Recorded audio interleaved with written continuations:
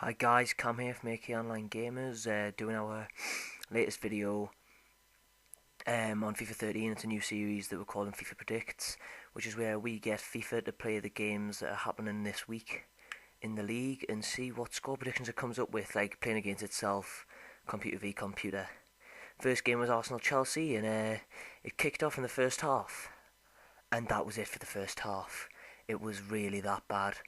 You'll see the stats here. There was one shot from Arsenal and none. No, sorry, one shot from Chelsea and none from Arsenal. I couldn't even find the shot. It was obviously just a quick blocked one.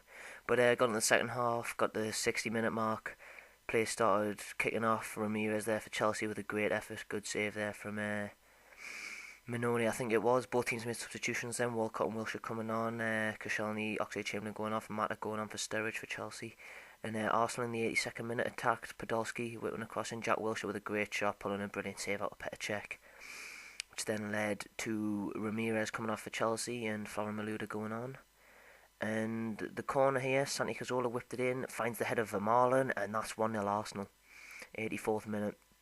Thomas Vermaelen rising above everyone in the box and putting away his header, pretty unchallenged, to be honest. I think the marking from who is it? It looks like David Luiz and who's that in there with him? John Obi Mikel, I think. The marking looks a bit feeble, and Vermaelen just floats in the air and smacks the header in to give Arsenal the lead. Chelsea came straight back at them though.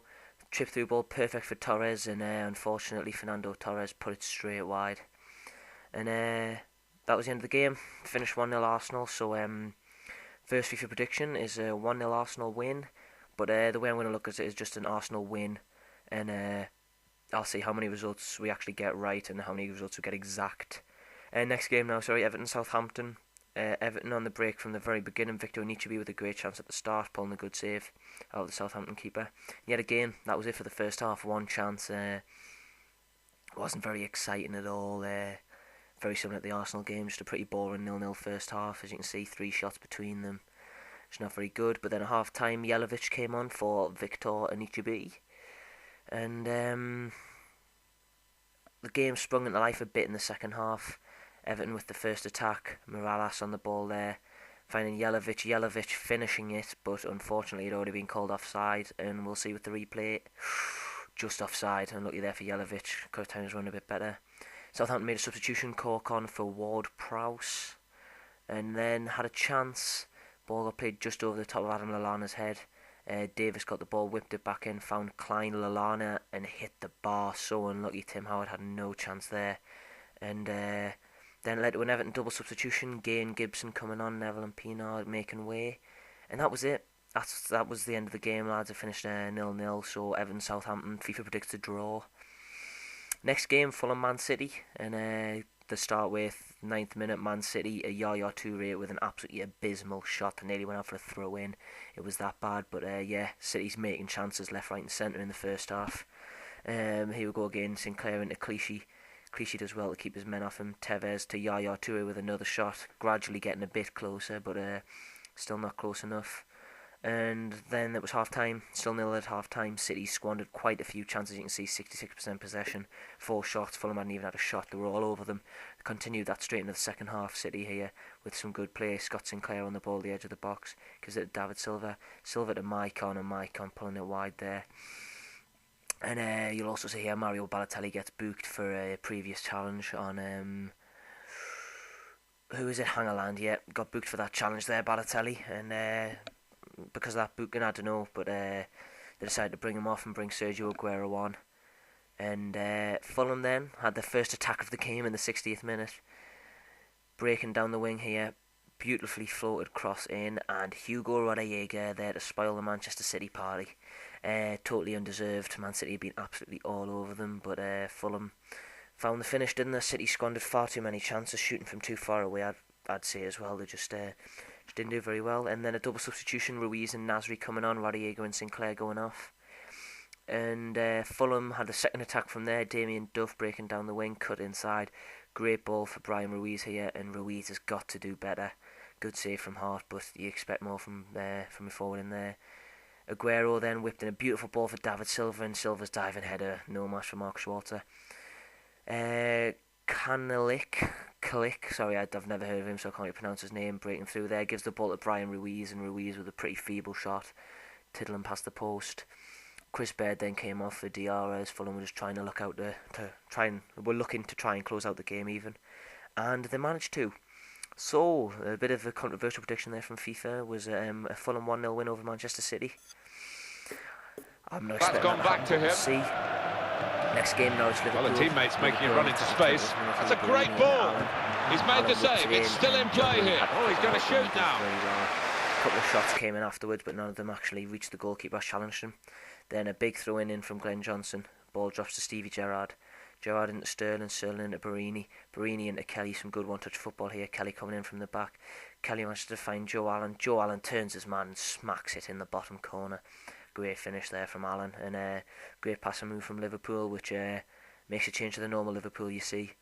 That ball getting smashed straight into the bottom corner there. Easy finish for Joe Allen, but the passing move beforehand was really where all the work came from. So that's 1-0 in the 28th minute. Norwich then went on an attack just before half-time. Snodgrass stealing the ball there, and he has a dig. Maybe should have pulled it back across the box and gone for a bit of a sweaty, but he has a dig and it gets saved. But they get a second chance. Snodgrass with a nice back heel. Howson then back to Snodgrass. All the play was come through Snodgrass. Johnson, Grant Holt. Holt turns his man, drops it back out to Sermon. Sermon into Jackson. Jackson back to Johnson. Johnson finds Howson. Howson whips it in, which would have been finished, but Howson was found offside there. Unfortunate, because it's a very tight, and that would have led to a first Norwich goal. But it didn't, and it was 1-0 at half-time to Liverpool through the Allen finish. Liverpool had the majority of the chances, I would say, and probably played better, and that continued in the second half. Gerrard into Barini, Barini to Suarez. Some great passing football here from Liverpool. Stevie Gerrard running the show, and Suarez with a minging touch there, just not straight into John Ruddy's gloves. Again, Gerrard with the play back into Suarez, across to Allen into Gerrard. Gerrard has an attempt himself, but it's just an easy take for John Ruddy. Both teams made a substitution then. Cole and Morrison coming on, Jackson and Shelvey going off. And another substitution again, Houlihan and Sahin coming on, Johnson and Allen coming off there. Allen the goal scorer. And then Liverpool attacking the 84th minute. Barini on the ball, turns his man, finds Sahin, and Sahin with an absolutely awful finish there, has to do a lot better. Then the main Liverpool man, Stevie Gerrard, got taken off, and Lucas brought on in the dying minutes, basically, just to shut off the game. And they did, and it finished 1-0 through that Allen goal in the first half. Liverpool managed to hang on, so next FIFA prediction is a 1-0 Liverpool win. We're on to our fifth game now, I think. Reading Newcastle. Newcastle attacking straight from the off here. Anita getting the ball on the wing, whipping in a beautiful cross, just missing it. It could have said cross, could have said shot. If it had gone in, it would have been one of those ones that would have been debatable in the real world. But luckily for Reading, it went straight over the bar. Newcastle with another attack. Pape Cisse with a good header in the box and an easy save for McCarthy there, just getting down behind the ball. Reading then went on an attack. McAnuff finding Guthrie finding Carcan into McCleary, and McCleary smacks it in off the post. That is an absolutely outstanding finish. Tim Krul had absolutely no chance, and McCleary made it 1-0 Reading. I think actually that might be Steve Harper in goal. I'll should be able to tell you from this replay. I might have got that wrong, but yeah, I think it is Steve Harper. But that is a great finish from McCleary there to give Reading the lead in the first half.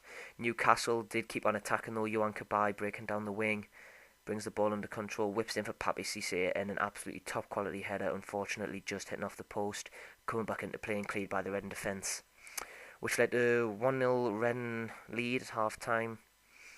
Could say it was lucky, could say it was good play. I'd say it was more lucky. Look at the possession there, 63% in Newcastle. Newcastle probably deserve a bit more from the game.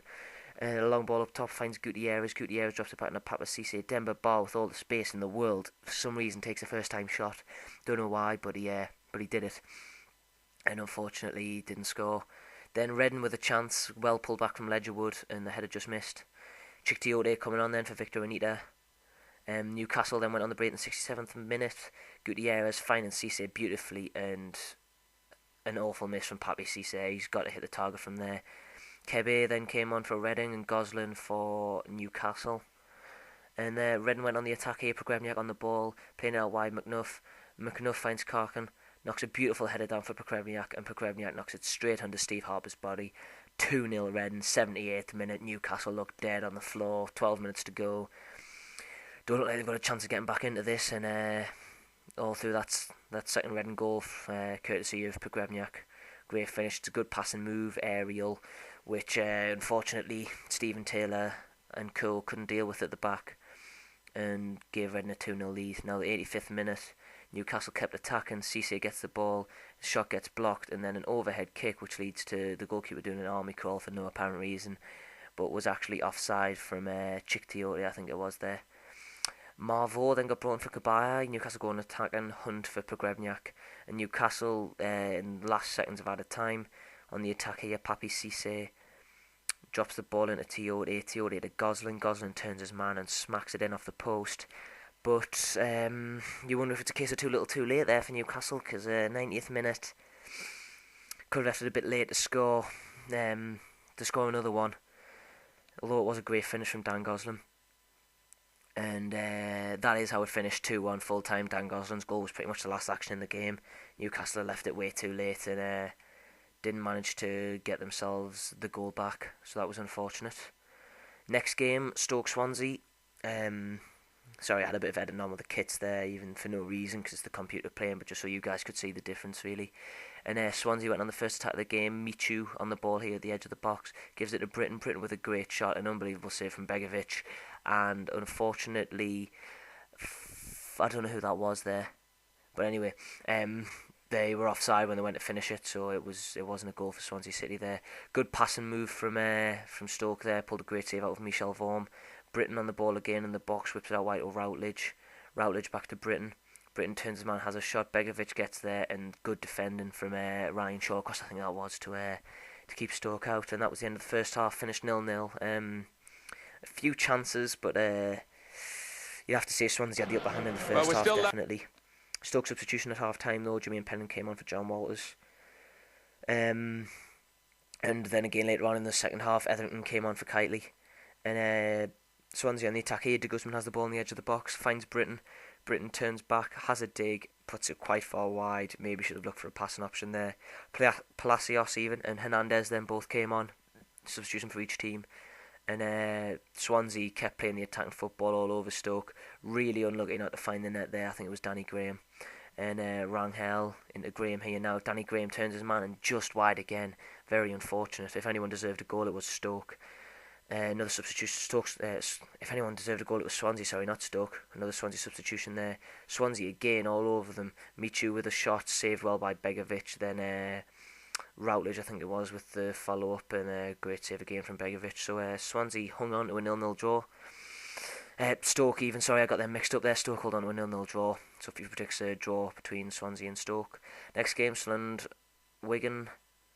Wigan with a chance right there. Good save there from Simon Mignolet, which then led to a free kick given away by none other than Lee Cattermole. Another easy save from Mignolet. Emerson Boyce then breaking down the wing. Does some fancy footwork there for Emerson Boyce and finds Maloney at the back post, and Maloney with an absolutely shocking finish has to do better than that. Bozajo now has the ball on the wing. It was all Wigan first off, finds Maloney, and Maloney still managed to miss, although he was offside. Missed the chance. He didn't know he was offside when he took it. The offside was, the whistle hadn't gone, the flag had gone up but the whistle hadn't gone. Sunderland then got the first chance of the first half pretty much. They've been playing very poorly. Colback finding McLean cutting inside with a good effort but a great block there. And the ball just fell to Absy's hands. So 0-0 at half time. As you can see, 71% possession at 29 to Wigan. Wigan were all over. Adam Johnson, all over Sunderland. Adam Johnson then got brought on. So did Louis Sahar and Mayachi. Both players coming on. The ball got knocked up Sahar here, and he took a nasty tumble and an injury there. But Sunderland kept attacking. Stefan Sessegnon then had a shot, which was blocked, and the referee blew his whistle because Louis Sahar was in some severe pain. Turned out to be a broken ankle. And he had to end up coming off for Fraser Campbell to come on. Ben Watson also came on there, and McCarthy gave way for him. So Louis Sahar only doing about 20 minutes in this game before getting injured. Wigan had an attack in the dying seconds. Kone was found, but good block from John O'Shea, just let the ball going to Mignolet's gloves, and right at the end they brought on Jordi Gomez to try and maybe think of a last-ditch attack, but it didn't happen, and game finished 0-0, Sunderland holding on for a 0-0 draw, so FIFA predicts a draw between Sunderland and Wigan. Next game, Man United Tottenham. Tottenham had the first attack of the game. Sandro has the ball in here, whips into Sigurdsson, and Sigurdsson has to hit the target in there at least, you know what I mean? Got to do better there. 20th minute now, and Man United were playing. The referee pulled the play back for a Rio Ferdinand injury, torn hamstring, and with all of Man United's centre-half problems at the minute, if this actually does end up happening on Saturday, they won't be too happy, because he certainly won't be able to come on Phil Jones. But anyway, straight from that injury, Tottenham went on the attack. Great ball whipped in there, and Sandro, was that? I think it was Sandro, who should have done better with the finish. He's got to hit the target there. Game made to him make a save, but unfortunately they didn't.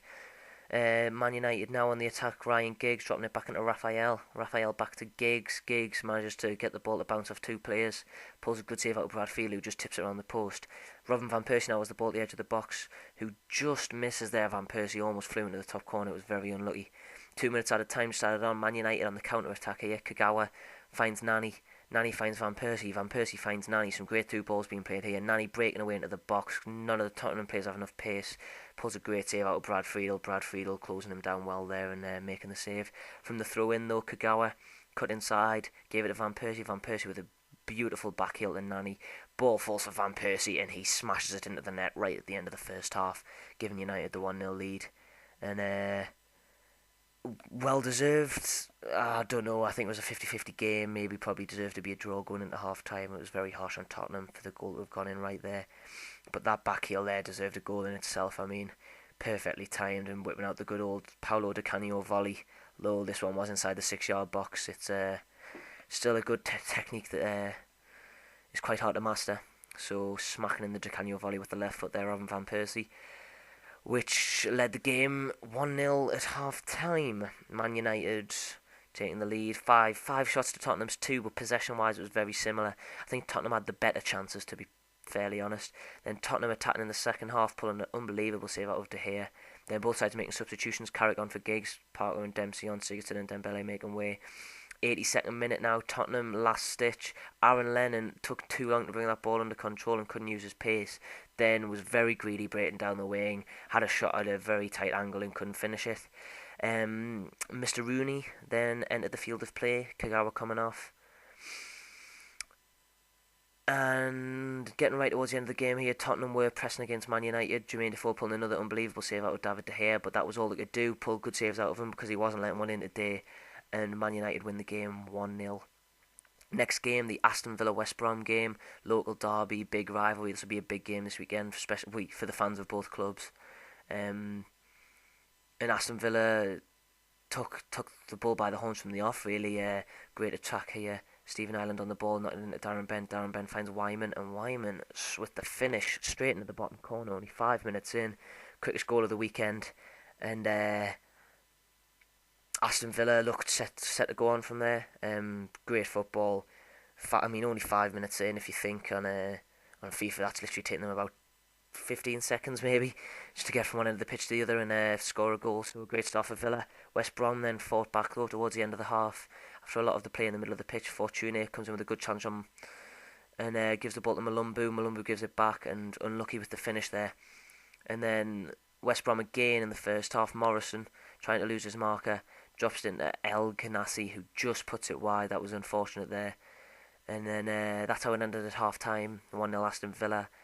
West Brom probably the better of the teams, but Villa just caught them napping at the start and attacked on that. Although the shots don't look like that, West Brom definitely had the better chances. And then Villa got the first attack in the second half, breaking away here. Bannon even into Holman and El Hamadi. Just going over there, had Ben Foster scrambling back, but didn't actually test him. Chris Brunt then came on for Fortune, and Fabian Delph came on for Barry Bannon. Both sides making substitutions. Villa trying to hold the lead, West Brom trying to break it. Villa then again on the attack, 68th minute. Fabian Delph found in the box, gives it to Holman. Holman, a good block there from the West Brom defender, and the ball drops to Foster's feet. Bonhorn and Dorrans then both came on. Wyman and Morrison given way. And Villa again on the attack, playing some good passing football, using that Bonlaho's pace, that Bonlaho to Ireland. Ireland loses his man, great shot, unlucky there, good block from the West Brom defence. And that's how the game finished, 1-0 Aston Villa. So if we were predicting a Villa win in the local derby, now, this is the final game, I think, QPR West Brom. QPR with the first attack, Bobby Zamora bringing down the wing, finding Cisse in the box, the ball drops to Park, and Park's got to do better with his finish there. Could see unlucky, I say you've got to do better. Fallen, then to Gennaro, back to Fallen. Park, again, has a dig, and a good save there from UC Akaonlinegamers. And it was all QPR first half, chance after chance after chance. Right, Phillips pulling it back for Fallen. Fallen couldn't hit the target there. And luckily for West Ham, finishing 0-0 at half time. See, didn't have a shot, didn't have much possession. It was totally QPR's match. Junior Violet then came on for Sean Phillips for QPR. And West Ham then went on the break. Taylor dropping the ball into Carlton Cole. Cole back to Taylor with a perfect time through ball for Kevin Nolan. Kevin Nolan using his strength to see off the defenders and knocking it underneath Julio Cesar's body to give West Ham a undeserved 1-0 lead. But goal's a goal, isn't it? So I'm guessing if you're scoring them, then you deserve them. But it's good strength there from Kevin Nolan to keep the man off a man to finish it straight in the bottom corner, so well played. Substitution then came for QPR, Tarap coming on for Fallen. And QPR then went on the attack. Bobby Zamora found with a beautifully timed through ball. Cuts back inside, can't lose his marker, drops it to Tarap. Tarap gets a shot blocked and wins a QPR corner. From the corner then, Park Ji-sung swings it in. Bobby Zamora rising in the air like a salmon off the back post, 1-1. Great finish from Bobby Zamora, QPR there. Perfectly timed ball, and Zamora just doing the business, knocking it straight in. Great finish. Can't complain about that at all. West Ham then went to make a double substitution. Cowell and Benayoun on, Nolan and Cole off. And we'll see if it pays off. Taylor playing the ball through to Vazte. Vazte loses his marker and puts it straight in the bottom corner. Great work there from Ricardo Vazte to give West Ham the lead with only 11 minutes to go. They played some good football for both the goals. Didn't play much else after other than that, but some good football for both of the goals. So they were both deserved, really. I mean, the movement here from Vazte is immense. Bad defending, but to get the ball out of his feet and finish in the bottom corner, it's great work. 81st minute now, QPR went straight back up the other end, found Park with a very acrobatic effort. Just put it over the bar, which was unfortunate. Both teams then made substitutions. Andy Johnson came on for Bobby Zamora. Diarra coming on for Diarme. And QPR attacking the 86th minute. Andy Carroll on the ball here, drops it into Vazte. Vazte finds Benayoun. Benayoun pulls it back. Vazte with a diving header, unfortunate there, and Matty Taylor coming at the back post, couldn't finish it. And that is how the game ended, 2-1 to West Ham. So there's the results on the screen for you there, guys. Thanks a lot for watching the video. Cam here from Akaonlinegamers. And we'll see the results, how many we got right next week. Thank you for watching, guys. And I am out.